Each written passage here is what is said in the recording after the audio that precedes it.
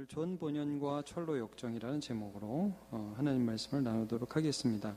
이제 오늘부터 우리가 철로 역정이라는 독특한 이 책을 가지고 내용을 살펴볼 텐데, 오늘은 서론 부분을 함께 살펴보도록 하겠습니다. 먼저 이 존 번연이라는 사람이 누군가부터 좀 잠깐 살펴보겠는데, 존 번연이라는 사람은 여기 나오는 것처럼 1628년생입니다. 그래서 1688년까지 살았으니까 뭐 지금으로부터 거의 400년 전 사람이죠. 한 60년 정도의 인생을, 그런 삶을 살았던 사람인데, 이 사람은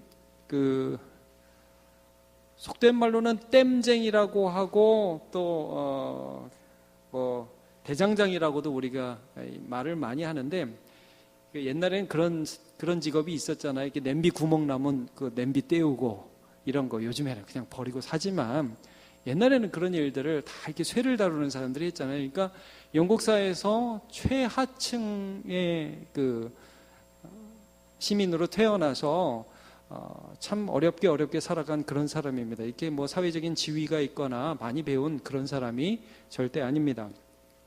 자, 이런 배경을 가진 이 사람이 이제 사회적으로는 어떤 배경 가운데 살았냐면, 어렸을 때에는 영국 사회가 굉장히 뒤숭숭하고 굉장히 어려운 시대였기 때문에 청교도 혁명에 전쟁에 참가하고 군인도 되고요.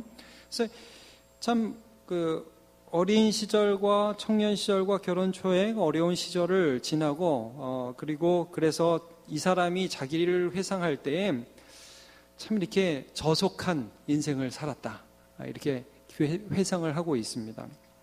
근데 그의 말년은 또 어땠느냐?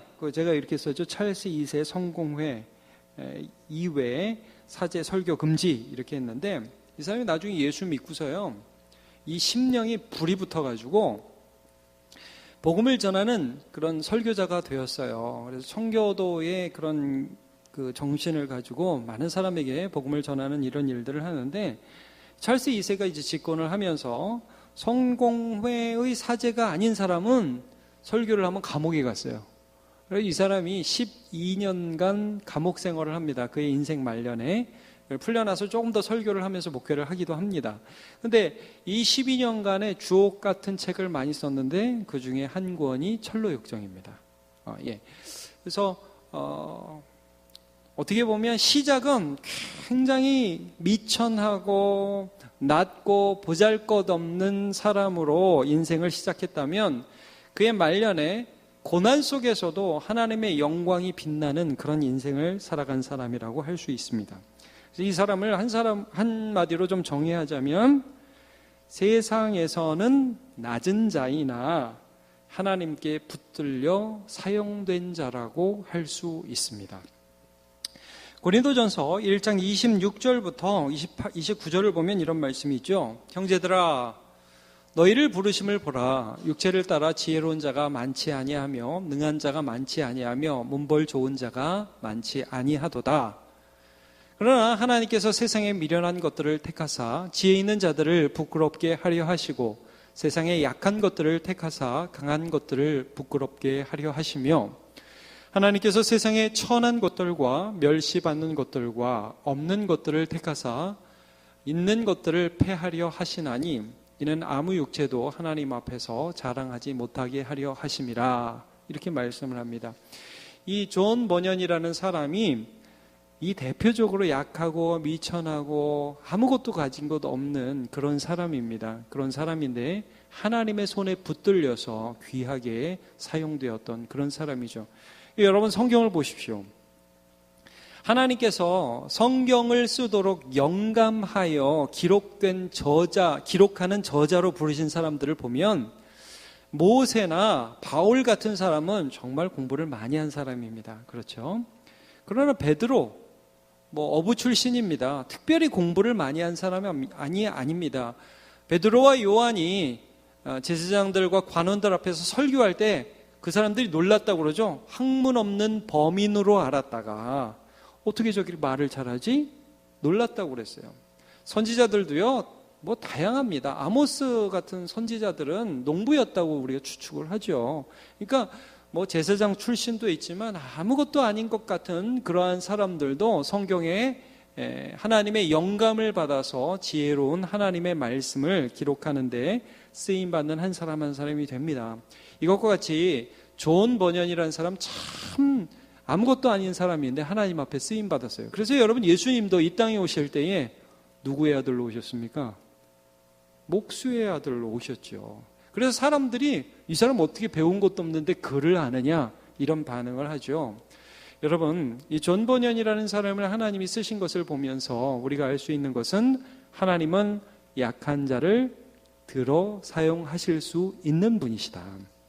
그리고요, 약한 줄 아는 사람을 쓰십니다. 아무것도 아닌 줄 아는 사람을 사용하시는 거죠. 그래서 이 세상에 아무도 하나님 앞에서 자랑하지 못하게 나는 잘났어요, 나는 잘해요, 나는 똑똑해요, 이런 소리 못하도록 하나님께서 이렇게 귀하게 한 사람 한 사람을 불러 사용하시는 것을 존 버년이라는 사람이 보여주고 있습니다.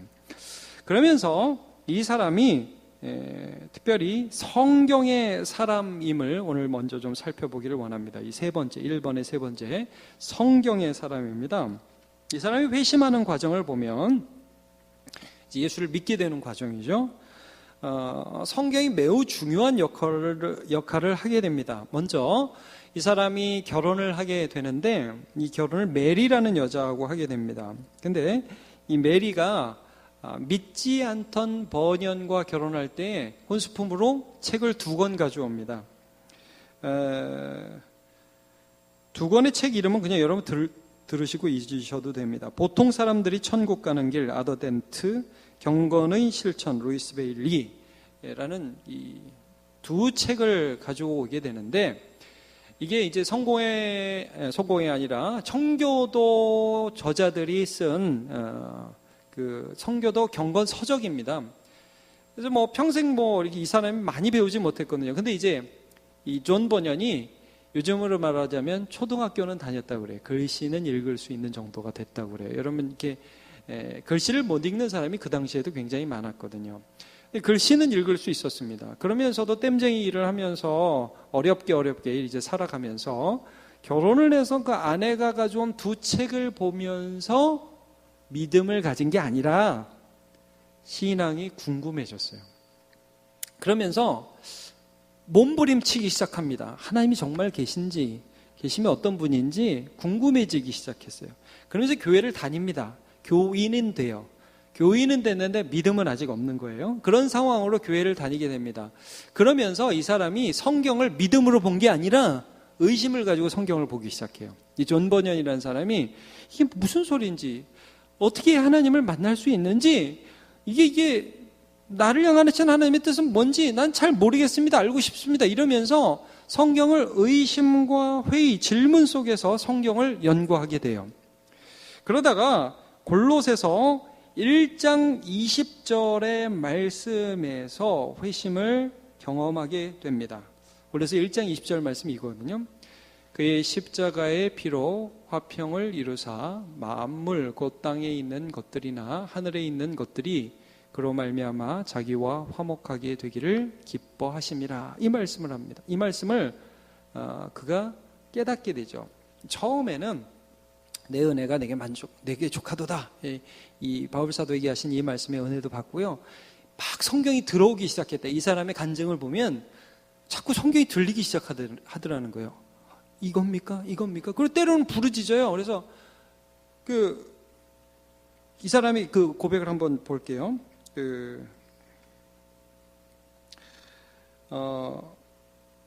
성경이 내 영혼을 찢고 깨트렸다.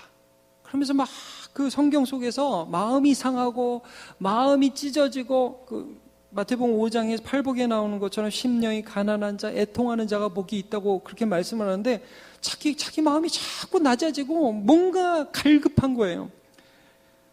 회심의 순간을 이렇게 고백해요. 어느 날 내가 한적한 시골길을 여행하면서 내 마음의 사악함과 불경건함을 생각하고 내 안에 있는 하나님을 향한 저기에 대해서 숙고하고 있었습니다. 성경을 보면서 내가 이런 존재라는 걸 자꾸 깨닫는 거예요. 바로 그때 그 십자가의 피로 화평을 이루사라는 성경의 말씀이 나의 마음을 두드렸습니다. 조금 전에 본 골로새 1장 20절 말씀입니다. 그때부터 이로 말미암아 나는 보고 또 보고, 성경을 보고 또 보고 깨닫고 또 깨닫게 되었습니다. 그날에 하나님과 나의 영혼이 이 보혈의 피로 화평을 누리고 친구가 되었다는 사실을 말입니다. 나는 하나님의 공의와 나의 죄된 영혼이 이 보배로운 피로 서로 포옹을 하고 입맞추는 것을 보았습니다. 이날은 내게 참으로 유쾌한 날이었습니다. 이 날을 결코 잊지 못할 것입니다. 라고 자기가 성경을 통해서 어떻게 그의 인생의 방향이, 자신의 인생의 방향이 바뀌었는지를 고백을 하게 됩니다. 근데 이제 여기서 또 하나의 장벽에 부딪힙니다.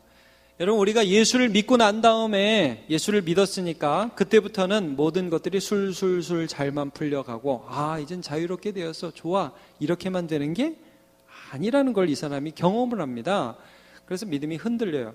요 괄호에는 확신을 갖게 되다가 답인데, 확신 전에 이 사람이 이제 회심을 경험하고, 그러니까 하나님을 향한 방향 전환을 경험하고 나서 이 사람이 심하게 자기 자신에게 흔들리는 경험을 합니다. 이게 뭐냐? 예수 믿어서 기분 너무 좋아요. 하나님이 나를 예수 그리스도의 피로 화평하게 하셨다는 게 너무 기뻐요. 그런데 그렇게 기쁨을 딱 경험하자마자 그의 삶을 흔들어 놓았던 게 뭐냐면, 자기도 모르게 죄를 짓더라는 거예요. 자기가 죄를 짓더라는 거예요. 이게 너무 힘들고, 유혹에 넘어지는 자기 자신을 보면서 이 사람이 그때부터 나는 지옥에 갈 수도 있겠다는 심각한 두려움에 빠지게 됩니다. 특별히 많은 해 동안 이 성경 구절을 가지고 고민하게 되는데, 히브리서 6장 4절부터 6절입니다. 한번 빛을 받고 하늘의 은사를 맛보고 성령에 참여한 바 되고 하나님의 선한 말씀과 내세의 능력을 맛보고도 그리고도 타락한 자들은 다시 새롭게 하여 회개케 할 수 없나니 이는 그들이 하나님의 아들을 다시 십자가에 못 박아 드러내놓고 욕되게 함이라. 여러분, 이 구절 우리도 참 많이 고민되죠. 한번 빛을 받고 하늘의 은사를 맛보고 성령에 참여한 바 되고, 내가 그렇게 한번 하나님의 빛을 받아서 하나님을 알게 되고 하늘의 은사를 맛보고 성령에 참여한 바 되고 하나님의 선한 말씀, 내세는 이런 것이구나 하는 것을 맛봤는데 그리고도 타락했다. 이거 어떡하냐? 새롭게 하여 회개할 수 없다. 나는 영원히 지옥에 가는구나. 이 사람이 이 말씀을 가지고 굉장히 오랜 시간 동안 고민을 합니다. 그리고 이 수년간의 경험을 이 고민을 어떻게 극복했는지를 책으로 낸 게 죄인 괴수에게 넘치는 하나님 은혜라는 책입니다. 죄인 괴수에게 넘치는 은혜라는 책인데, 여러분 나중에 하나님의 구원에 대해서 고민하시는 분은 이 책도 한번 보시면 참 좋습니다. 자, 근데 여러분 다시 한번 요 구절 보시면요, 제가 이 구절을 최근에도 설교 시간에 한번 설명을 했습니다. 한번 빛을 받고 하늘의 은사를 맛보고 성령에 참여한 바 되고 하나님의 선한 말씀과 내세 능력을 맛보고, 여기에 이 구절에 해당하는 대표적인 인물이 있으니 그 사람이 가룟 유다입니다. 그 사람이 예수님이 누군지 봐요. 하늘의 은사도 맛봤죠. 그 가룟 유다가 병 고치는 능력, 귀신 쫓는 능력으로 하나님의 은사를 맛봤습니다. 말씀이 좋은 것도 띄엄띄엄 맛보고요, 기쁘기도 했어요. 근데 중심으로 예수를 믿은 적은 없습니다. 여러분, 우리가 믿는 거하고 다릅니다. 이거 분명히 아십시오. 믿으면서 가면서 실수하는 거하고 믿지 않는 거하고 달라요. 자, 이런 것들을 경험하고 나서 6절 타락한 자들이라고 그러죠. 여러분, 타락이라는 게 뭡니까? 완전히 방향을 예수님과 하나님과 등지어 반대 세상을 향해 가는 걸 타락이라고 그래요. 여러분, 진짜 예수 믿는 사람은 실수로 넘어지고 마음에 고통스러워하면서 회개할 수는 있지만 하나님을 등지고 세상을 향하여 타락할 수는 없습니다. 여러분, 이건 분명히 기억하십시오. 그러니까 이 사람이 이런 오랜 고민을 하면서 나는 영원히 버림받았는가? 나는 타락하여 주님으로부터 떨어졌는가? 고민과 고민을 하다가, 그러다가 하나님의 말씀 속에서 확신을 얻게 돼요. 그게 고린도전서 1장 30절입니다. 너희는 하나님으로부터 나서 그리스도 예수 안에 있다. 나는 예수 안에 있다. 이거는 확실하거든요. 여러분, 우리가 실수하고 넘어지고 자빠져도 십자가 지신 예수 그리스도를 믿는 믿음 안에, 예수 안에 거하고 있습니까? 이거 확실하면 됩니다. 확신이 어디부터 나와요? 말씀 속에서. 고민은 현실 속에서 시작되지만 확신은 말씀 속에서. 이거를 존 버년이 분명히 경험합니다. 나는 부족하고 나는 연약하지만 나는 하나님께로부터 난 예수 안에 있구나. 성경 구절에서 확 오는데요. 그 다음 예수는 어디서 오셨어요? 예수는 하나님으로부터 나와서 우리에게 지혜와 의로움과 거룩함과 구원함이 되셨으니, 그러면서 존 버년이 확신을 가져요. 나는 결코 끊어지지 않는구나.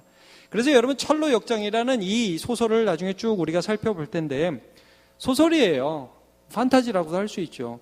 근데 이 내용을 쭉 보면 하나님께서 택하신 자들을 끝까지 이끌고 간다는 성도의 견인교리가 분명하게 드러납니다. 인내하면서 하나님이 은혜 주신다.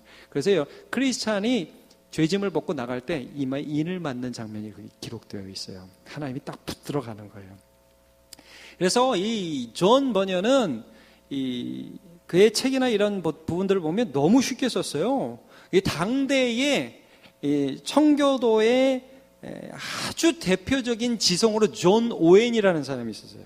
존 오웬. 여러분 나중에 혹시 그분의 책을 읽을 기회가 있는 분들 읽으시기를 바랍니다. 근데 존 오웬이 뭐라고 그랬냐면, 내가 사람의 마음을 살 수 있는 이 존 버년의 능력을 내가 가질 수 있다면 내 지식을 다 팔아서도 그걸 갖고 싶다 그랬어요. 이 사람이 얼마나 참 사람의 마음에 닿게 글을 썼는지 몰라요. 참 귀한 그런 사람입니다. 근데 이 사람의 마음에 그 어필을 하고 그 사람을 설득할 수 있는 귀한 글을 쓰는데 이런 얘기를 해요. 존 버년은 그의 글에도 이렇게 보면 나는 학자들의 말도 귀담아 듣는다. 학자들의 말도 굉장히 귀담아 들고 신학자 말도 굉장히 귀담아 듣는다. 그러나 나는 신학자 말들 가운데에서 내가 혹시 다 동의하지 못하는 말은 있다. 그러나 나는 성경 속에서 하나님의 말씀을 들으며 산다. 여러분, 코카콜라 사장이 이런 말 했던 거 아세요? 세계인들의 피 속에 코카콜라가 흐르게 하겠다. 그 비전이에요. 그 사람 비전. 여러분 피에는 뭐가 흐릅니까? 코카콜라가 흐릅니까? 아니, 그건 아니에요. 생수가 흘러요. 근데 존 버년이 직접 했는지 그 사람을 보는 다른 사람이 했는지 모르는데, 존 버년은 이런 얘기를 했어요. 존 버년의 이 피 속에는 성경이 흐른다. 그래서 여러분, 이 철로 역정이라는 이 책이 굉장히 좀 독특한 게 뭐냐 하면, 여기 주인공이 크리스찬이잖아요. 주인공 이름이 크리스찬이에요. 이걸 옛날에는 그래서 기독도라고도 번역을 하고 믿음씨라고도 번역을 했거든요. 주인공은. 근데 이 크리스찬이 하여튼 여행을 가는 그 과정 속에서 수많은 사람과 대화를 하는데, 그 대사가 성경이에요. 성경. 그 대사들이 성경 여기저기서 계속 나와요. 근데 이제 모르고 보면 그게 성경인지 잘 몰라요. 그래서 약간 좀 해석이 필요한데, 존 버년은 그래서 이 삶에서 어떻게 이 성경이 적용되고 실제로 우리의 삶의 능력이 되는지를 계속해서 좀 우리가 듣기 좋게, 알아듣기 쉽게 이렇게 말씀을 해주고 있어요. 자, 디모데후서 3장 15절부터 17절을 보면 이렇게 나와 있습니다. 또 어려서부터 성경을 알았나니 성경은 능히 너로 하여금 그리스도 예수 안에 있는 믿음으로 말미암아 구원에 이르는 지혜가 있게 하느니라. 그렇죠? 자, 16절과 17절 두 절 우리 한번 같이 읽어보겠습니다. 시작. 모든 성경은 하나님의 감동으로 된 것으로 교훈과 책망과 바르게 함과 의로 교육하기에 유익하니 이는 하나님의 사람으로 온전하게 하며 모든 선한 일을 행할 능력을 갖추게 하려 함이라. 예. 평생에 성경을 가까이 했고 그 성경의 능력이 그를 지혜롭게 하는 것이 무엇인지를 너무나 여실히 보여준 사람이 바로 존 번연이라는 그런 사람입니다. 그러면 철로 역정이라는 것은 어떤 책인가 제가 간단하게 좀 전하도록 하겠습니다. 철로 역정은 이제 어떻게 보면 판타지예요. 요즘 얘기로 하면 판타지 소설이에요. 근데 이제 이 소설을 통해서 성경은 삶에 적용되는 진리라는 것을 분명하게 말씀해 주고 있습니다. 이제 크리스찬이라는 한 사람이 어떻게 죄악의 짐을 벗게 되는가, 그 다음에 그가 좁은 문으로 들어가서 어떻게 영광의 성에 이르게 되는가 하는 여정을 1부에 기록하고 있어요. 철로 역정 1부와 2부가 되어 있어요. 1부는 그 기독교 크리스찬이 영광의 성에 입성하는 것까지가 1부고, 2부는 이 1부에 조금 우리가 의아하고 좀 의문이 남는 게 뭐냐면 아내와 자녀들을 두고 나와요. 크리스찬이. 그래서 그 아내와 그 자녀들이 아버지를 따라서 믿음의 여정을 가는 그 길을 그린 것이 이제 2부입니다. 그래서 그 아내의 이름이 크리스티아나예요. 크리스티아나. 1부의 기독도, 믿음씨, 여기는 크리스찬. 그 아내의 이름은 크리스티아나. 그래서 이 1부와 2부의 주인공이 이렇게 각각 다릅니다. 근데 우리가 이제 성경을 보면 이게 무슨 얘기인지도 잘 모르고, 물론 그 당시의 사람들에게는 이게 굉장히 의미가 있었지만 이게 지금 사람에게 어떻게 우리의 삶에 적용이 될 수 있느냐. 물론 이게 300년 전에 400년 전에 쓰여졌던 책이기 때문에 지금 어떻게 우리에게 적용될 수 있느냐, 조금 다른 부분도 있을 수 있겠죠. 그러나 이걸 삶의 문제로 이렇게 잘 승화하고 기록한 그런 책입니다. 제가 아까 얘기를 하다가 말았는데, 여러분 이 성경 다음으로 많이 읽힌 책이 철로 역정인데, 이 철로 역정이 하나님 얼마나 귀하게 쓰셨냐 하면, 그 1688년에 초판이 발행되고 나서 8년 만인 1686년 96년 죄송합니다.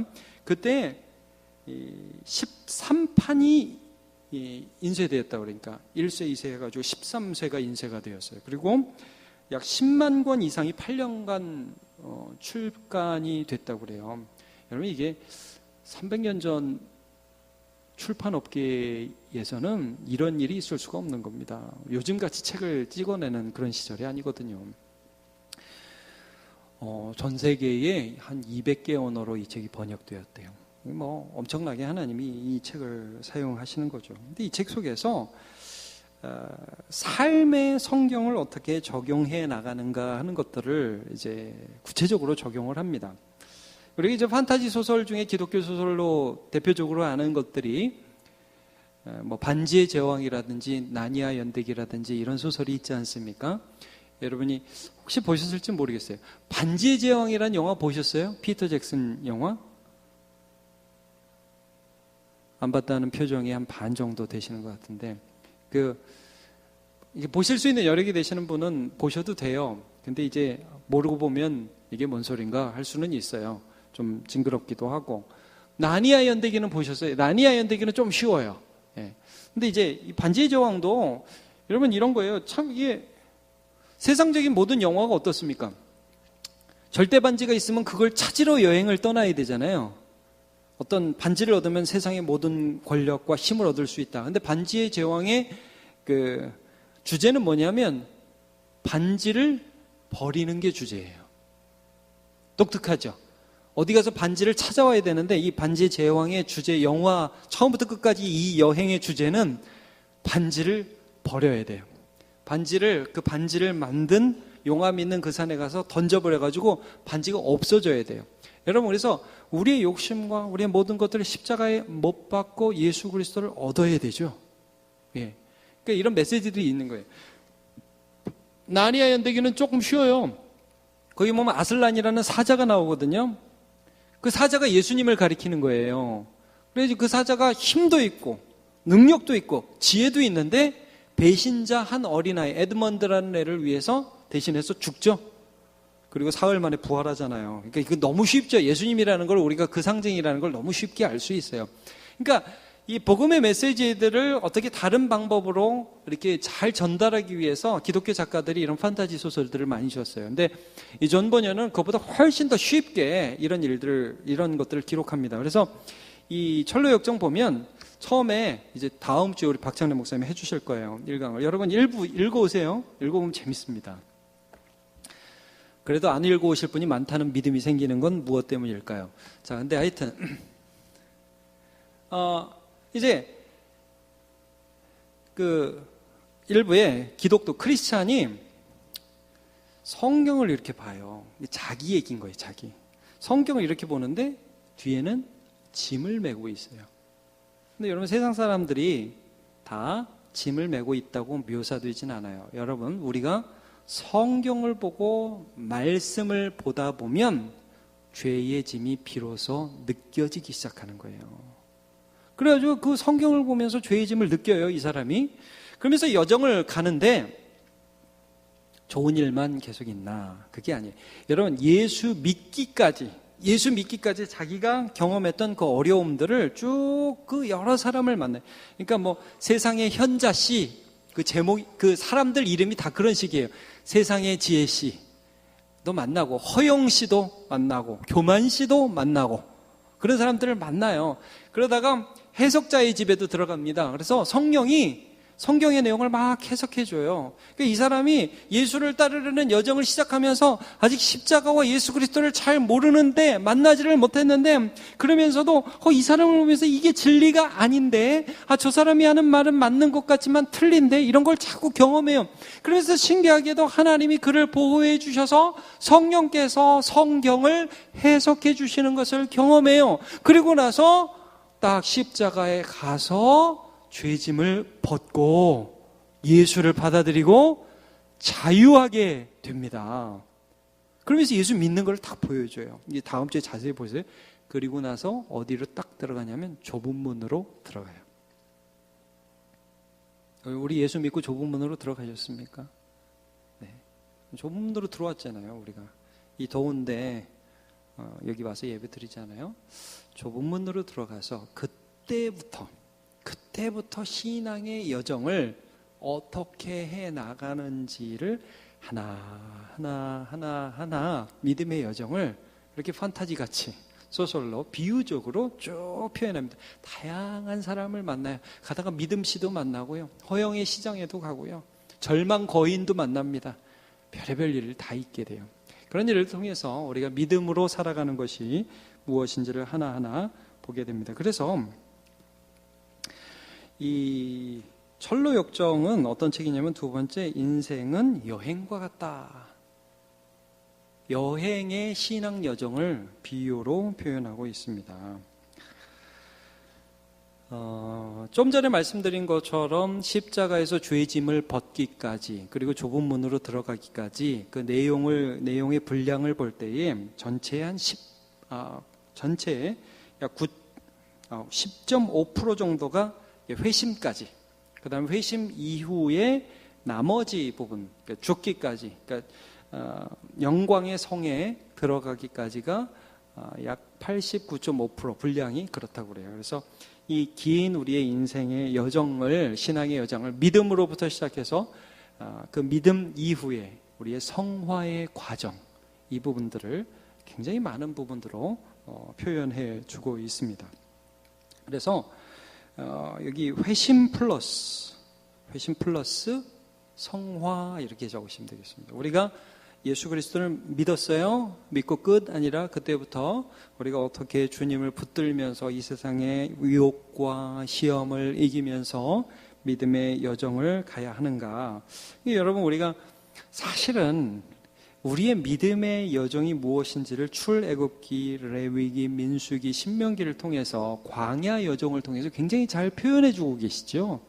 그래서 여러분 이제 출애굽했어, 죄에서 나왔어, 끝 아니라 그때부터 시내산에서 하나님 말씀 받고 예배 중심 세우고, 그리고 여정을 떠나는데 물이 없어요. 불평이 나와요.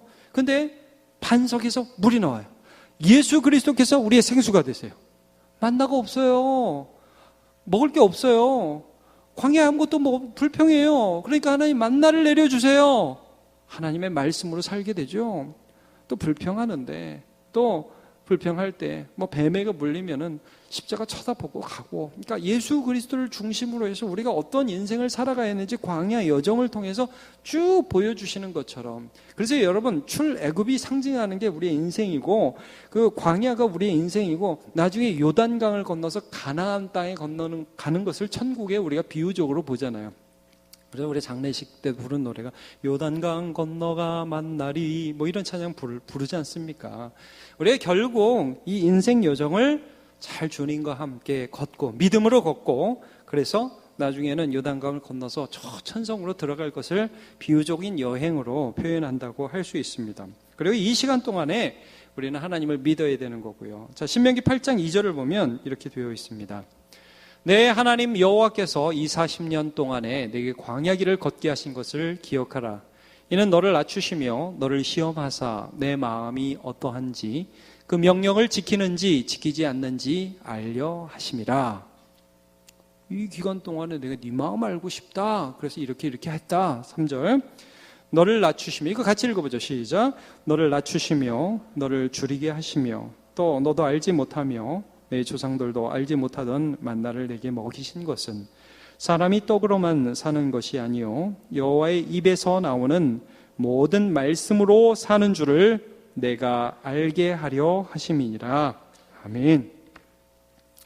결국 이 광야 생활을 하면서 그들은 하나님을 더 많이 경험하고 알게 되고 하나님의 말씀을 가슴에 새기게 되었습니다.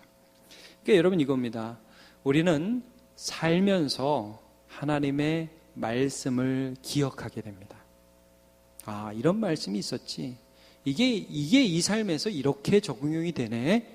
여러분, 우리 없을 때, 정말 내게 풍족하지 않을 때에 공중에 새를 먹이고 입히시는 백합화를 아름답게 아름다운 옷으로 입혀주시는 그 하나님이 내 아버지인 것을 기억하게 되지 않습니까? 삶을 살다가 말씀이 생각나지 않아요? 아무것도 염려하지 말라. 오직 모든 일에 기도와 간구로 너희 구할 것을 감사함으로 하나님께 아뢰라. 그래 모든 지각에 뛰어난 하나님의 평강이 그리스도 예수 안에서 너희 마음과 생각을 지키시리라. 아, 말씀 붙들고 가니까 힘들지만 되는구나. 그래서 말씀을 우리가 삶에서 기억하게 되죠. 그리고 말씀으로 그 삶을 살다 보니까 더 믿음이 생기죠. 여러분, 아브라함이 자기의 자녀 이삭을 하나님 앞에 드린 것이 믿음의 여정 초기에 일어난 일이 아닙니다.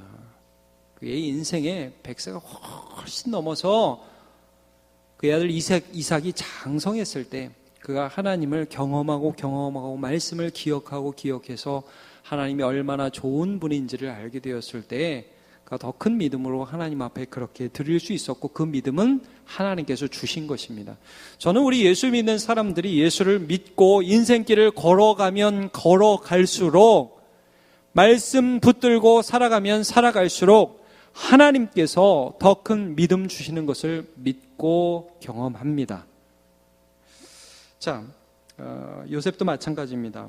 아버지로부터 어렸을 때 들었던 그 말씀, 야곱으로부터 어려서부터 말씀 들었겠죠. 우리 아브라함이 아브라함과 이삭이 내 할아버지 아버지인데, 나 정말 어려울 때 하나님 나 도와주셔서, 나 베델에서 꿈꿨는데 하나님이 나와 함께 해주시겠다고 그랬어. 나 우리 삼촌 라반이 여러 번 나 속이려고 그랬는데 하나님이 지켜주셨어. 야, 내가 어떻게 아들을 12이나 낳냐? 하나님이 이렇게 해주신 거야. 나 하나님이 만나주셔서 이 요셉이 그 말씀이 생각났어요. 그래서 어디를 가요? 그래가지고 이집트라는 곳에 끌려가서 종살이하고 감옥에 가고, 근데 말씀이 생각나니까 그 말씀 붙들고 하나님 믿으니까 거기서도 형통하더라. 거기서도 하나님 인도해 주더라. 그래서 더 믿음이 생기잖아요. 그리고 더 큰 믿음 가운데서 하나님이 쓰시는 사명을 발견하게 되죠. 이제 오늘 우리가 철로역정 서론을 함께 다루었는데, 존 버년이라는 사람 참 약한 사람이었지만, 그러나 하나님께서 성경을 통해서 그에게 믿음을 주셨고, 또 이 철로 역정이라는 책을 통해서 우리 삶에서 경험하는 다양한 시험과 유혹 가운데 어떻게 우리가 믿음을 붙들며 가야 하는지를 성경을 토대로 해서 쓴 귀한 책입니다. 우리 인생길에 앞으로도 도움이 되기를 바라고요. 우리도 말씀 안에서 하나님 붙들면서 세상 이기면서 살아가는 저와 여러분 되시기를 축복합니다.